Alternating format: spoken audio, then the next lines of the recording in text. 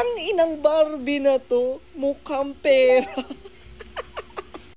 Diyos ko, kakarampot na nga lang yung kinikita actually sa pagbablog. Tapos, minsan pa nga, restricted ka pa. Like ako, monetize ako, pero restricted kasi ako eh. So, wala ding income. And actually, I'm just doing it lang talaga. So, ayun mga pre, no, maliwanag po na si Kong Barbers, minura po, no, tangina daw. Nag-mention pa, no, ng pangalan. Tanginang Barbie daw. Sabi nitong totoong Barbie. Diba? Ang pagka-Barbie niya, pinapasa niya sa iba. Diba? Hindi nagpo-focus to sa issue eh. Namimersonal eh. Ibig sabihin, itong kulangot na Barbie na to, talunan. Hindi kaya makipagsabayan sa issue, kaya mamimersonal ang chupador. Diba? Kung sikibulok na lang sana yung pinagtyagaan mo. Malaki yung bayad mo doon. Diba? So, yun po, no? Ito po yung bibigyan natin ng reaction ngayon. Itong kulangot na baklang ito. Kasi, di niya matanggap yung sinabi ni Kong Barbers, no? Talagang minura niya. Oo. Pero ito po, no? Bigyan po natin ng reaction. At actually, 3 video po yung bibigyan natin ng reaction sa baklang ito. No? Anyway, bago po tayo magtuloy-tuloy sa ating video, yan meron po tayong ano dito, Facebook page, yan. Ballpoint Man 2.0, ayan meron din po tayong Timberador na Facebook page. May TikTok din po tayo, Ballpoint Man 2.0. Syempre mga pres, hindi pa po nakasubscribe sa ating YouTube channel, huwag kalimutang mag-like, share, and subscribe para naman po maging updated kayo sa mga uploads natin. So ito na nga, bigyan po natin ito ng reaction, itong sasabihin ng kulangot na baklang ito. Okay. My goodness! Basahin natin yung sabi ni Barbie. Sabi, ayan po si Kong Barbers ay tinawag niyang Barbie. Maliwanag Matapang sa kanyang mga upload videos eh. Kumusta kaya to nung pinatawag? Bakla ka na nga. Ang alam ko bakla, matatapang. Pero ikaw yung bakla na pinatawag, biglang nawala yung titi at itlog. Diba? Nagtago. Saan kaya napunta? Baka inipit. Baka inipit po siguro. Alam mo naman tong bayot na to, chupador to eh. Walang paninindigan to eh. May sinabi kasi si Kong Barbers. Ito po yung sinabi niya. Siya na yung magbasa. Bobong bakla to. Utusan ko munang magbasa. niya, kung ika'y kumikita sa iyong pagbablog at namamonetize mo ang iyong contents, aba, teka muna, magbayad ka. Tama. Magbayad ka. 'Di ba? Kailangan talaga ako nga nagbabayad ako sa YouTube ko eh. Bakit? Monetize yung channel mo eh. 'Di ba? Monetize. Monetize po yung channel mo, so kailangan mong magbayad ng tax. Kasi nung ako po, nung hindi ko maklaim kasi ang Google AdSense kasi bago na ngayon eh. Dumating yung time na hindi ko na maklaim yung sahod ko sa YouTube. So, ang ginawa ko, pumunta ako ng BIR. Diba? Nag-register ako doon. Diba? Kumuha ko ng kumbaga, nagpa-register po ako sa BIR, no? Kasi yung ibibigay sa yung parang parang yung green na papel, yun yung pipicturean mo and then isasubmit mo yan sa Google. Okay? Para pag i-check ng Google yan, Google AdSense, and then pag approve, napatunayang ikaw yan, so yung sahod mo sa YouTube, may kiklaim mo na yan. Diba? Pero ang gagawin mo bilang isang vlogger, YouTuber, magbabayad ka yearly. Diba?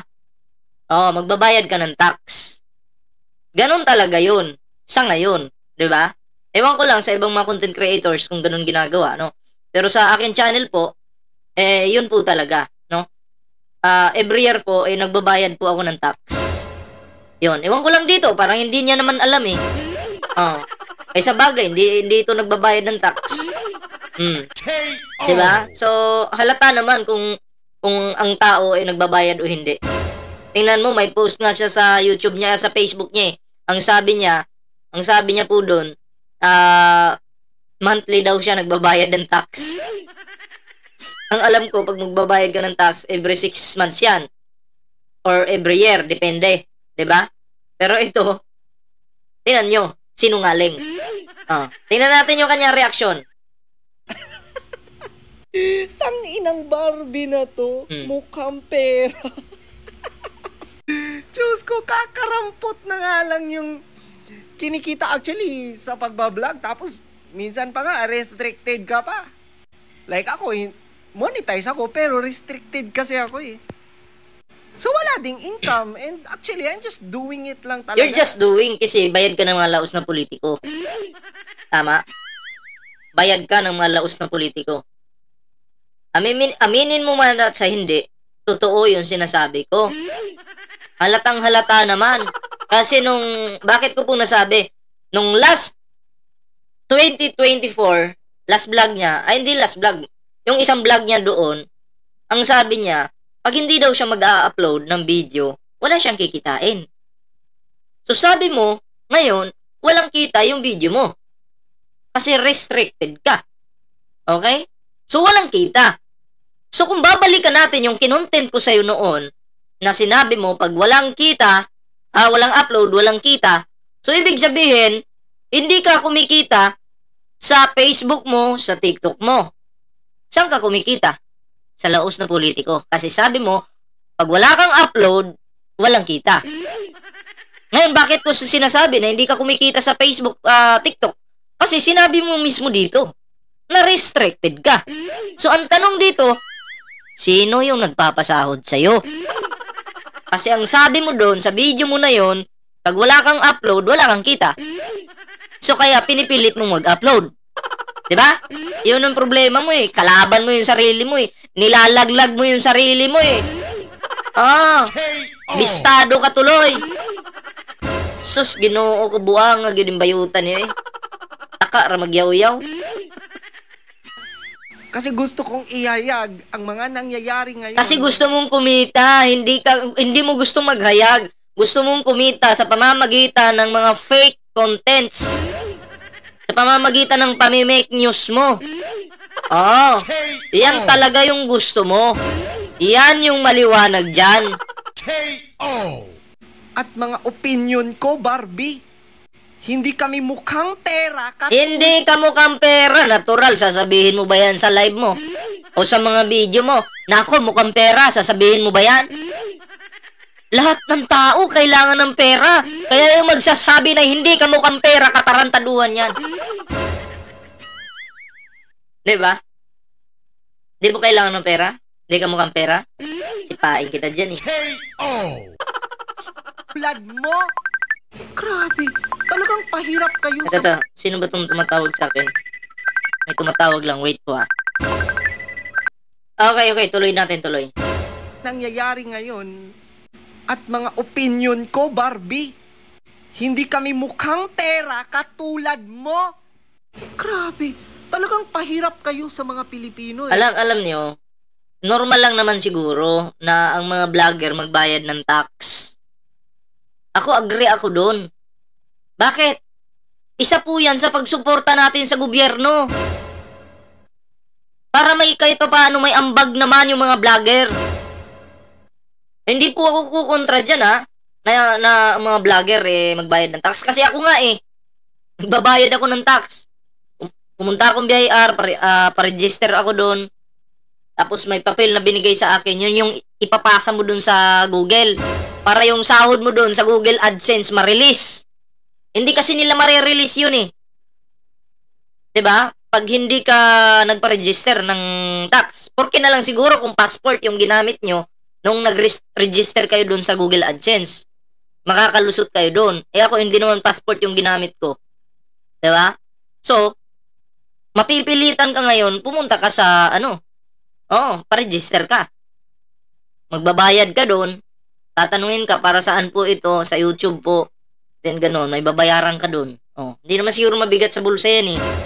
Pero bakit iniiwasan ng bayot na to? Diba? Tuloy natin. No?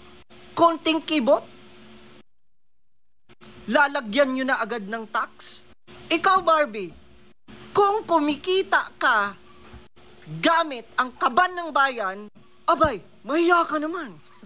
O gumagawa ng kwento. Ngayon, papatunayan mo yan. Paano siya kumikita gamit yung kaban ng bayan? Oh. Paano siya kumikita? Yun yung papatunayan mo. Kaya yung problema sa inyo, pinapatawag kayo sa Tricom, hindi kayo nagpapakita eh. Diba? Kasi alam nyo sa sarili nyo na yung mga pinagsasabi nyo dyan sa inyong mga vlog, hindi nyo kayang patunayan yan. Diba? Kasi sinungaling kayo. So ito na mga pre. Sunod po natin ito. Ito to. Isunod natin to pakinggan po natin. Wow! Wow! Basahin natin ang sinabi ni Mr. President. Sabi niya dyan, hindi na po ako natutulog. Saka na tayo matutulog. Ang OA naman niyang hindi natutulog. Ang ating mga kalihim ay hindi natutulog. Alam ko po yan dahil ako rin, hindi na po ako natutulog. Nako, Mr. President, parang iba na po yan Bakit hindi kayo natutulog? Saka na tayo matulog, marami pa tayong gagawin. Ay, Diyos ko. Alam mo, Mr. President, mararamdaman ng bawat Pilipino kung totoo ba talaga yung sinasabi mo. Wala kayong tulog. Idi sana dapat kaliwat kanan yung infrastructure. Dapat kaliwat kanan yung mga big ticket projects na nakikita namin. Dapat ganun. Dapat nararamdaman ng mga Pilipino saan man kami tumingin sa parte ng Pilipinas, dapat nakikita namin na may pagbabago sa bansa natin. Tama. Tama ka naman. Nakikita naman talaga ng mga Pilipino na may pagbabago sa ating bansa. Pero pag didiis ka, hindi mo makikita yon. Pwede ring makita mo, pero hindi mo ibabalita. Bakit? Isampal yan kay Digong Sa amo mong ulyanin Sampal yan sa kanya pag binalita mo. Kasi kahit isa, marami pong ginawang kabutihan yung ating Pangulo sa ating bansa. Maraming mga proyekto, pero kahit isa dyan, wala kayong binalita. Sabi mo, Pilipino yung makakakita, pero hindi nyo nakikita. Okay, hindi nyo pala nakikita. Pero ano ito? Ano itong ipapakita ko ngayon sa'yo? Panoorin po natin ito. Marcos, ang tanong sa akin, mga farmers dito na naglalambing, bakit ngayon lamang ito dumating? Kailangan natin pakinggan nyo farmers nang malaman nyo si Bongbong Marcos ay nandito. Minamasdan lamang ang ugali mo pagkat mahal nga tayo. Sino si Bongbong Marcos? Ang tanong sa akin, mga farmers dito na naglalambing, bakit ngayon lamang ito dumating? Na kailangan natin pakinggan nyo farmers nang malaman nyo si Bongbong Marcos ay nandito. Minamasdan lamang ang ugali mo pagkat mahal nga tayo, para tayo sabay umasinso. Pakinggan niya farmers nang malaman niya si Bongbong Marcos ay nandito. Minamasdan lamang ang ugali nyo. Nakita niyo yun? Pakinggan niya farmers nang malaman niya si Bongbong Marcos ay nandito. Minamasdan lamang ang ugali nyo pagkat mahal niya tayo. Mahal na mahal ng mga farmers si Pangulong Bongbong Marcos. Bakit? Ang mga farmers po ay isa sa tinulungan ng Pangulo. ang mga utang ng mga farmers ay burado na. Tapos, sasabihin nitong kulangot na baklang ito na hindi daw po nila nakikita yung ginagawa ng Pangulo. Wala daw sila nakikita. Sabi ko nga, didiis ka kasi. Ibig sabihin, dutae dugyot supporter. Pag dutae dugyot supporter ka, diba, hindi mo makikita yung ginagawa ng Pangulo. Kasi tandaan nyo po, ang langaw na katulad nito ay takot sa lugar na mabango. Saan po dumadapo yung langaw? Doon po sa mababaho. Diba? Pero kung ang kwarto mo mabango, never pong papasok yung langaw dyan. Kasi baka ikamatay pa nila. Oo. Eto si, Rosalinda. Ilangaw to eh. Saan siya papatong? Doon kay Dutae. Masarap kaya sa kanila ang tae. Pasintabi po sa mga kumakain Hindi nila nakikita eh. Pero yung mga farmers, tuwan-tuwa, hindi lang farmers, pati mangingisda. Diba? Pati nga mga dilawan, pinklawan, tuwan-tuwa sa Pangulo eh. Nagugustuhan yung mga ginagawa ng Pangulo eh. Pinupuri yung Pangulo. Dahil maganda ang ginagawa ng ating Pangulong Bongbong Marcos para sa ating bansa. Diba? Ang Dutae mo, anong nagawa? Ang ipamigay yung ari-arian ng ating bansa. Yon.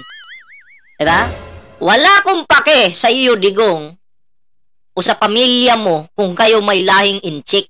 Kinakahiya namin kayo at sinusuka namin kayo. Diba? Hindi mo pwedeng ipagmalaki ang pamilya mo sa amin dahil unang-una, wala kaming pake dyan. Diba? Porket ikaw yung presidente noon, gusto mo maging probinsya tayo ng China? Yung China, tae lang yan sa paningin ko eh. Sa totoo lang. Tae lang yan sa paningin ko yung China. Tapos gustuhin din namin yung China? Putangin lang yan. Diba? Nakakahiya. Pilipino kami. Huwag mo kaming idadamay sa katsikwaan yung mga inutil kayo. Diba? Kung magcha-China kayo, suluhin ninyo. Lamunin nyo. Kung may lahi, ang pamilya nung may lahing chikwa, wala kaming pake. Lamunin nyo, suluhin nyo, wag nyong idadama yung bansa. Ang ina nito, inchik-inchik, kala naman nila, proud na proud kami sa kanila na may lahing kurimaw. Nako po, kakahiya kayo. Yun, pwede pa naming i-accept yung sinasabi mong wala kang tulog. Pero yung... Dapat pagtatawa ka, yung totoo. Huwag mong pipikiin.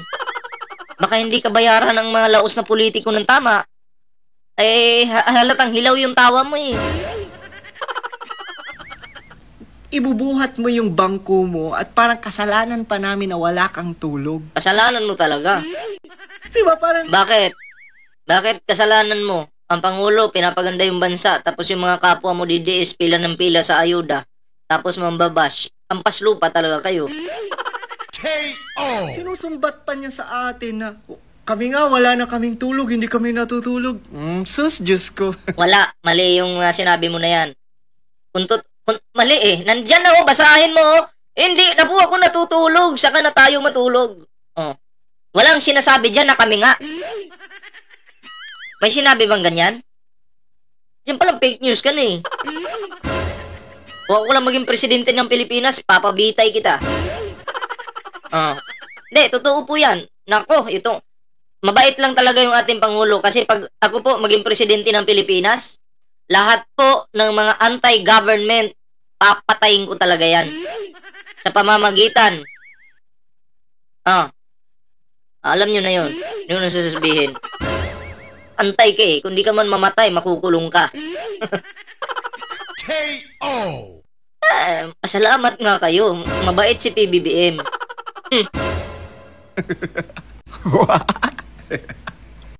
Ay, Mr. President, para lang sabihing hardworking ka? Para lang sabihing nagtatrabaho ka? Kami po, mga Pilipino, ang husga kung talagang nagtatrabaho ka. Mali. Kayong mga DDS lang yung huhusga. Kasi kaming mga tunay na Pilipino, alam namin na ang Pangulo nagtatrabaho. Alam namin. Pero pag DDS ka, pukin ang ina mo ka, gago ka, hindi mo makikita yung ginagawang trabaho ng ating Pangulo. Ng aming Pangulo pala. Kasi ang Pangulo nyo, ulyaning hindi na makatayo. Oh. Klaro?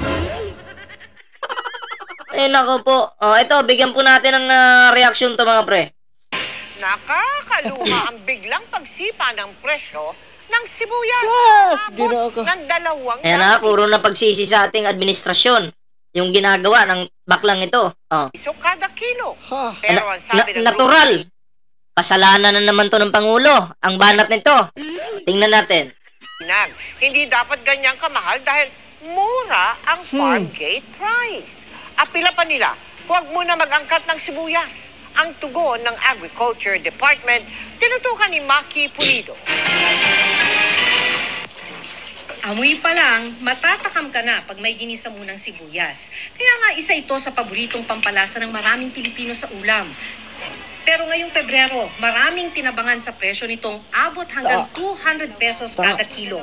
Hanggang 50 ang iminahal niyan kung Pag si Marcoleta yung nag-announce yan, i-overprice yan. Baka maging doble pa. para sa Grabe. presyo noong Enero. I'm really just Ah, ito na. wondering, hindi mo ba kaya makontrol yan, Mr. President? Kasi di ba pinagmamayabang nyo? O, tamo. Kasalanan na naman ng Pangulo. Hindi makukontrol. Diba? Alam mo kasi, hindi naman buong bansa kayang bantayan ng Pangulo. Natural. Diba? Yung iba, magmamahal talaga.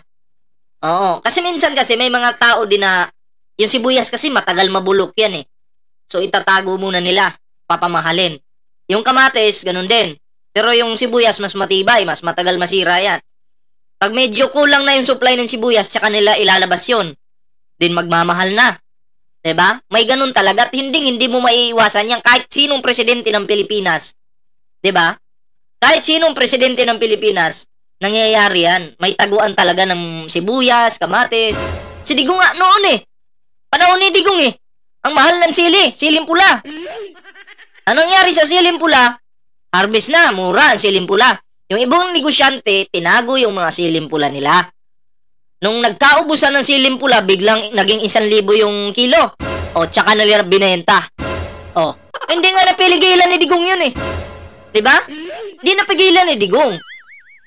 Yung ganon. Pero pag ikaw nahuli na may ganyan yung ginagawa mo, alam ko bawal sa batas yan eh. So, depende kung mahuhuli ka o hindi. Kasi kahit sinong presidente na nagdaan dito sa ating bansa, may ganon talagang nangyayari. Eh, bubo ka palang bakla ka eh. Bumababa na ang presyo. Saan banda bumababa, Mr. President? Yan yung problema sa bagong Pilipinas eh. Puro yabang ng yabang. Pero yung mga niyayabang nyo at sinasabi nyo sa mga bibig nyo, hindi naman nangyayari sa totoong buhay. Kaya matatawa. Kaya no wonder, Mr. President, pinagtatawanan ka na lang talaga ng mga Pilipino. Naging DepEd Secretary ka pa, ha? Pero wala man lang kayong nagagawa sa mga... Pati pag yung Defense Secretary. Totoo naman yan, pinagtatawanan nyo si PBBM kasi kayo, mga bangag na kayo sa pinagbabawal na gamot. Bakit? Kasi ang mga addict na po, addictus na dyan sa mga bato-bato na yan, pulbo-pulburo na yan, diba, utot ng demonyo na yan, pag yan nakapasok sa utak mo, kahit walang nakakatawa, matatawa ka. Diba? Kaya, alam na natin yan, yung mga tulad nyo, na mga bangag, ay nako, kahit walang nakakatawa, tatawa ka. PBBM, sabi mo, naging DepEd Secretary. Kumpara mo naman si Sara. Kumpara mo yung dalawa. Sino yung may nagawa sa DepEd? Kumpara mo. Di ba si Sara tatamad-tamad lang? Yung mga laptop na bulok. Dahil si Sarah tamad, hindi gumagalaw. KO! Ano yon? Sinong tamad? Sinong masipag? Eh wag alam no, langaw ka lang. Langaw ka lang. Kaya yung magandang ginagawa ni PBBM, kukontrahin mo yan. 'Di ba? Kukontrahin at kukontrahin mo yan. Kaya nga lang, kahit kontrahin mo yan, si PBBM nakikita ng mga tao kung ano yung ginagawa ng Pangulo ng ating bansa. Nagtatrabaho yung Pangulo habang kayo naninira. Kasi gusto nyo ang ipalit ninyo itong mangmang na inyong vice presidente. Hindi ko vice presidente yan. Hindi namin vice presidente yan. Kasi kinakahiya namin yan. Ayaw namin ng babangag-bangag. Ayaw namin ng nagbabanta. Kasi bangag nga eh. Kaya nga nakapagbanta dahil bangag. KO! Diba? So, yun lang yung ating video ngayon mga pre. At least nabigyan po natin ito ng reaksyon. Ayan na, syempre, no, bago po tayo magtapos sa ating video ngayon mga pre, meron po tayong Facebook page dito, Ballpoint Man 2.0. Syempre, no, meron din po tayong Timbirador na Facebook page. May TikTok po tayong Ballpoint Man 2.0. And syempre, sa hindi pa po nakasubscribe sa ating YouTube channel, huwag kalimutan mag-like, share, and subscribe para naman po maging updated kayo sa lahat ng mga uploads natin. Okay, so yun mga pre, ano, kita-kits po tayo sa susunod na video.